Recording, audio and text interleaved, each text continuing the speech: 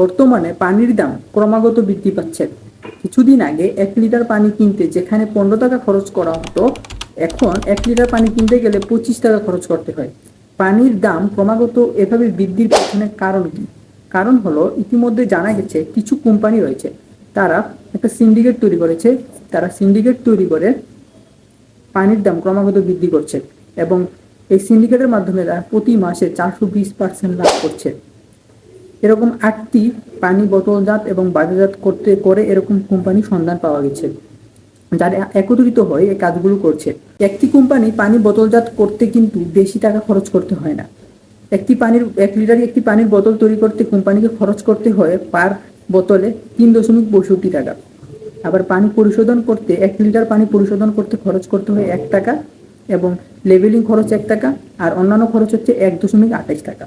অর্থাৎ সব মিলিয়ে 6.95 টাকা খরচ হয় একটা 1 লিটারি পানির ক্ষেত্রে, বোতলজাত করার ক্ষেত্রে। অর্থাৎ প্রায় 7 টাকা খরচ করে থাকে একটা কোম্পানি, এবং 7 টাকা খরচ করে সে 25 টাকায় বিক্রি করছে। অর্থাৎ 18 টাকা লাভ করছে কোম্পানিগুলো। এভাবে বাংলাদেশে অনেক কোম্পানি রয়েছে, পানির বোতল ছাড়াও আরও অনেক অনেক ধরনের কোম্পানি রয়েছে, কিন্তু এই মুহূর্তে সবচেয়ে লাভজনক ব্যবসা পরিণত করেছে এই কোম্পানিগুলো। অর্থাৎ পানি বোতলজাত এবং বাজারজাত করে এরকম কোম্পানি, পানির সাথে জড়িত এমন কোম্পানি এই মুহূর্তে সবচেয়ে বেশি মুনাফা অর্জন করছে বাংলাদেশ থেকে। তারা ভোক্তাদেরকে বেকুব বানিয়ে 25 টাকায় 1 লিটার পানি বিক্রি করে তারা দ্বিগুণ মুনাফা অর্জন করছে। এই মুহূর্তে যদি এদের বিরুদ্ধে সোচ্চার না হয় জনগণ, সাধারণ ভোক্তা, তাহলে পরবর্তীতে আরো বৃদ্ধি পেতে থাকবে পানির দাম।